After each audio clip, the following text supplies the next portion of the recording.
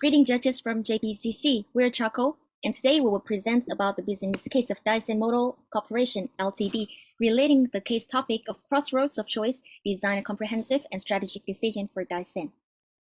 Here's our overview of the case. DAISEN is a motor corporation, and since 1935, the company has manufactured automobiles and various other small internal combustion engines. In 2019, DAISEN was ranked 10th worldwide and 4th in Japan for car sales and 11th biggest automaker by production worldwide. DAISEN has over 35,000 employees and has 33 production facilities in 21 countries and 112 distributors in 158 countries. The future looks bright for DAISEN Motor Corporation Ltd, but highly unpredictable due to the recent evolution of electric vehicles, or EVs. On the other hand, one said that electric vehicle growth will replace all of the traditional vehicles by 2050 due to increasingly tighter regulations and the drive for energy efficiency and climate change. Many states have pledged to cut down on emission and to move towards electrification. However, there are also concerns over EVs, such as EVs cannot drive in a long distance, it took a long time to charge, or it is also true that EVs cars usage can reduce much emission, but the production of this car may release much of the greenhouse emission. With regards to the consumer's concerns, the price, short maximum range of single battery load, and low number of filling and charging stations should also be tackled, or else it will be very inconvenient to use an EV car. On the other hand, DAISEN appears to lack the necessary know-how and financial resources for producing EVs. For stakeholders such as the existing shareholders, they're anxious about what could be best move as they seek to maximize wealth from their investments. For DAISEN CEO, he considers that the EV transition purely political sloganeering, which led to the fact that of all the leading car manufacturing companies, DAISEN remained the only company whose positioning on the transition of EVs was vague and uncertain. This led to some issues, questions, and strategy, and the expected outcome that our team has come up with. Firstly, the issues regarding DAISEN is that it is lack of EVs market and R&D resources, as well as the financial resources, and as well as the demand on the ESG sustainability is also rising. Therefore, the question for DAISEN is that how can the company prove its position as a leader in sustainable vehicle solutions and continuously increase in profit margin and ROI through transitioning to production of EVs? The strategy that we have come up with is the partnership alliance with SAIC, which stands for Shanghai Automotive Industry Corporation, which emphasize on the investment on transitioning to production of EVs. The expected outcome of this strategy will be to increase the ESG score, to enhance corporate governance and transparency, as well as to increase production capacity. Next, moving on to the SWOT analysis. The strength of DAISEN are they are an established brand with experienced workforce and has established manufacturing capacity. Also, since the public awareness of the environmental benefit is increasing and government support and incentive for EV production, these two factors could lead to the increased demand for electric vehicles. About the weaknesses, DAISEN is lack of EV manufacturing experience, and the company has a hazy attitude on the transition to EVs. Besides, they also have limited funding resource. And other than that, customers are also concerned about the expensive cost, low range, and long charging time of electric vehicles, as well as the lack of charging infrastructure in some places. So the opportunity of DAISEN is, owing to the growing of EV demand, their opportunity to enter a new market is higher, and government also provides subsidy for EV production. Therefore, DAISEN has the potential to deliver more inexpensive and dependable EVs, as well as the opportunity to tap into a new client base who interested in EV. The threats are the competition from established EV manufacturers, the uncertainty about changing legislation and policy, and also the shifting customer preference and expectation. Last but not least, the potential supply chain concerns are also the factors to consider. And moving on to their PESTER analysis, political, government rules and incentives to encourage EV adoption may enhance demand for EVs and encourage DAISEN to convert to EV production. Their economy is that transitioning to EVs require considerable investment and also R&D expenses for DAISEN. The cost of manufacturing falls due to the economy of scale, which also might help DAISEN in the long run.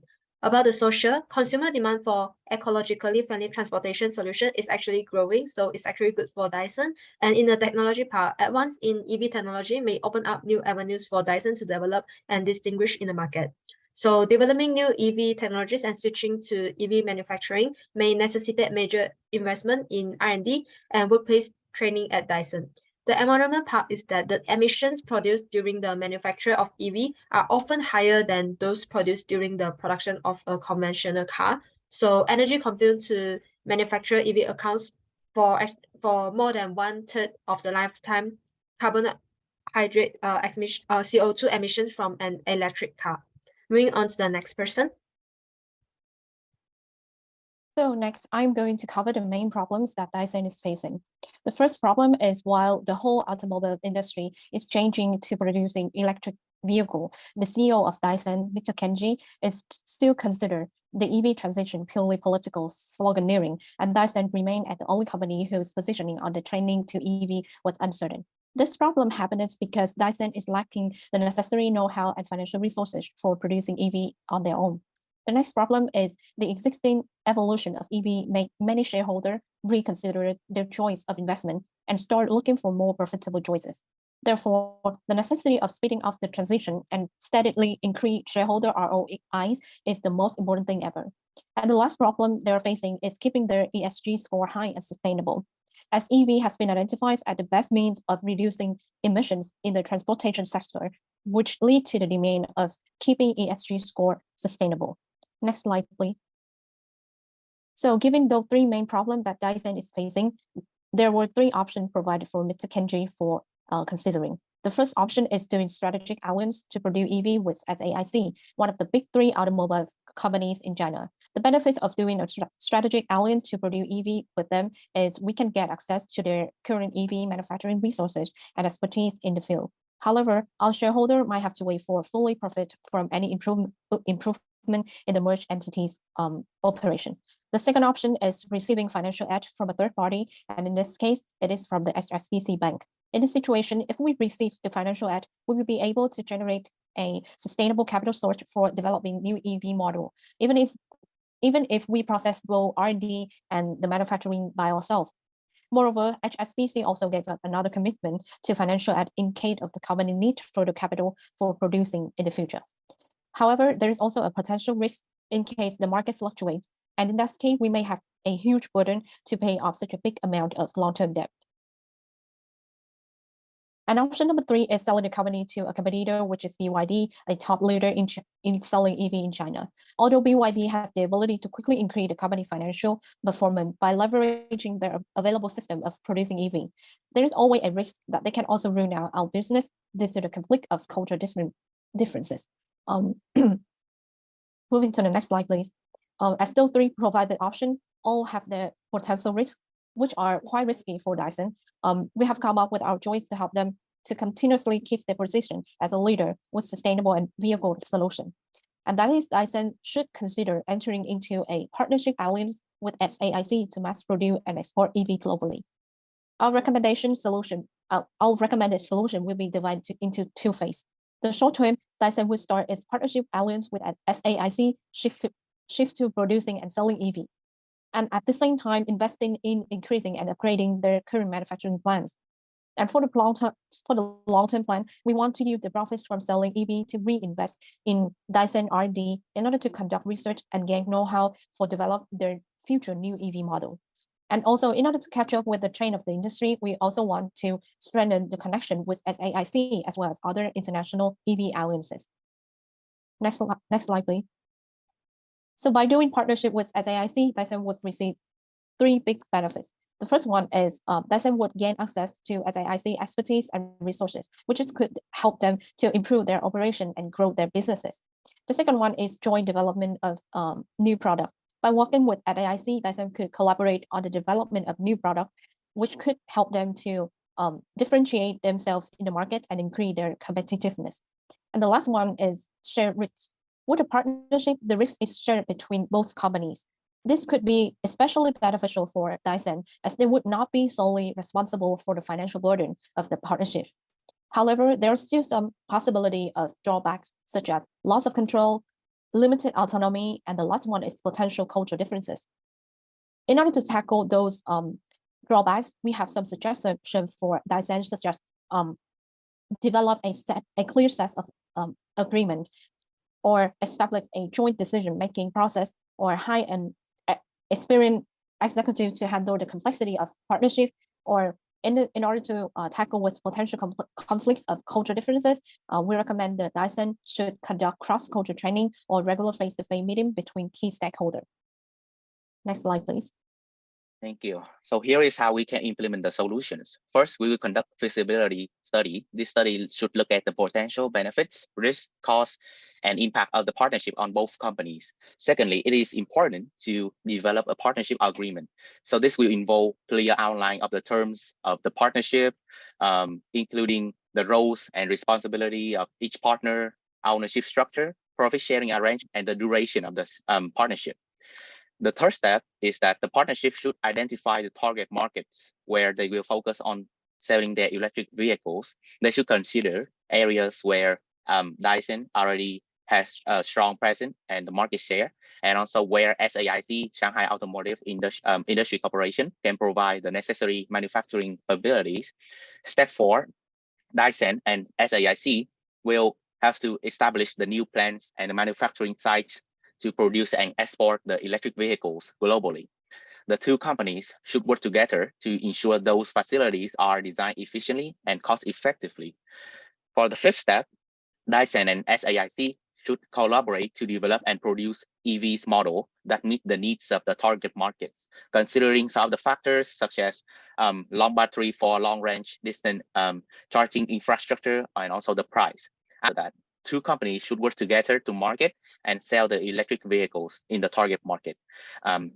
Using DAISEN's current global reputation and goodwill, this business aims to build brand awareness and attract more and more customers. Lastly, the partnership should be regularly evaluated to ensure that it is achieving its goal and delivering the value to both partners. Next slide, please.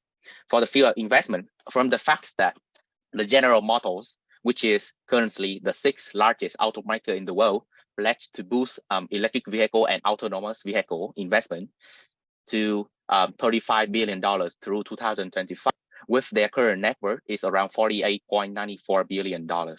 So this means that the General Motors will spend around 71% of their total net worth on the transition to EV vehicles. Plus, our solution is to establish the partnership between SAIC and DAISEN.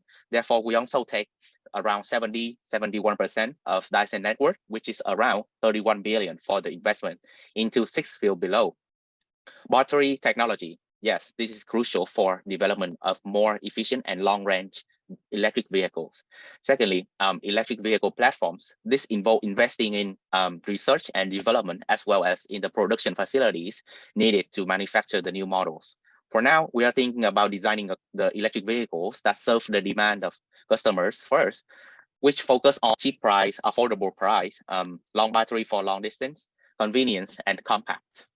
Manufacturing plants. It is about building new plants because it will allow DAISEN and SAIC to increase its production capacity for electric vehicles and batteries further. Charging the infrastructure is about developing a nationwide charging network, because it will be really essential for increasing the electric vehicle adoption rates. This is the future plans in those countries that have low number of charging stations. Upgrading the existing plants is about upgrading them to just produce more and more electric vehicles that will help DAISEN in its effort to transform the EV production more efficiently. Lastly, the autonomous system, which is the system that helps the car automatically driving themselves without the need of human intervention, using various technologies such as sensors, cameras, AI, that allow the vehicle to perceive its surrounding and make decisions based on that information. Now, moving on to the slide. For the break-even point, assuming the new electric vehicle made by DAISEN and SAIC focus on the cheap price, long battery for long distance, convenient and compact, we will have the break-even point formula as can be shown in the slide. The fixed costs are the costs that are associated with the transition, such as research and development costs and capital expenditures. So the average fixed cost, according to the automaker industry report, is around 5 to 10% of the revenue. let's say DAISEN's revenue is proportional to its net worth, its fixed cost will be between 2.25 billion and 4.49 billion. So we will use the midpoint range, which is around 3.37 billion as DAISEN fixed cost. The selling price is $12,900. This is the average G price of an EV in Japan. So the variable cost per unit associated with producing and selling EVs will be 8,255 USD in Japan. So from this formula, we will have a break-even point, which will be 725,000 units. In other words, after selling up to 725,000 cars, which are approximately $9 billion, the companies will start to receive the profit. Now we think the break-even point is actually possible because of two facts. The first fact is that according to the net zero emission, by 2050 scenario, there will be more than 300 million electric vehicles on the road by 2030. The second fact is that DAISEN was the 11th biggest automaker by production worldwide. DAISEN has 33 production facilities in 21 countries and 112 distributors in 158 countries. Now, for the next slide, please. Here's the chart of projection electric vehicles that will be sold from 2023 to 2030. We expected that in only 2 years and a half, DAISEN will reach the breakpoint, the break-even, and start to receive the profits from 2025. So the total electric vehicles sold at the end of the period will be 5,663 cars. Please keep this in mind because we will get back to this number soon. Now coming to the return on investment, according to the electric vehicle industry report, the global electric vehicle market is valued at $193 billion in 2022 and is projected to reach the value of $693 billion by 2030. So as we said earlier, we will assume DAISEN will invest around $31 billion during the partnership for the EV transition. In the case itself, it is also mentioned that SAIC and DAISEN can control nearly 35% of the global automobile industry and 25% of the market share in the EV space if they merge together. However, this is the solution for the partnership between two companies not merging. Therefore, the number may be lower than expected. So we will take around 50% of the market share in the EV space if those two companies merge together. Here is our quick math. The expected gain will be $73 billion, which means that 5,663,000 cars, electrical cars, will be sold by 2030. From the formula, we will derive the result of ROI, which will be 135.6%. This means that for every $1 invested, DAISEN is getting a return of $2.36, which is a very good return on investment. So it turns out that DAISEN investment in the transition of EVs is highly profitable, and this is likely to be a successful venture. To summarize, well, DAISEN is currently struggling with whether to go on the transition into electric vehicles or not, whilst the world now is having the trend towards zero carbon emission. Among the three options for solution, we figured that instead of merging, we can establish partnership between DAISEN and SAIC so as not to let the shareholders wait longer to fully profit from any improvement in the merged entity's operations. However, we do have three cons for this solution, which are loss of control, limited autonomy, potential conflicts of cultural differences. Well, for the loss of control, we suggest to develop a clear set of agreements. For limited autonomy, we recommend to establish a joint decision-making process and hire an experienced executive to handle the complexities of partnership. Last but not least, we will conduct cross-cultural training, regular face-to-face meeting between key stakeholders to solve conflicts of cultural differences. For implementation, we will conduct 7 steps to set up the partnership. In short, those steps are to conduct a feasibility study, to develop a partnership agreement, identify target markets, to set up manufacturing facilities, develop and produce EVs, market and sell EVs, and evaluate and adjust the partnership. With such solution and together with clear implementation, these are expected results. Firstly, improve competitiveness in the EV markets, increase ESG score, enhance business relationship, enhances product offerings, and improve the quality of its EVs. Moreover, we hope to get into the new markets and generate immense profits, as well as expect a successful transition to EV production and, of course, cost savings. Overall, the partnership between SAIC and DAISEN can be a strategic move for both companies, enabling them to capture a significant share of the global EV market and achieve long-term growth and success in the industry. This concludes our presentation. Thank you for listening.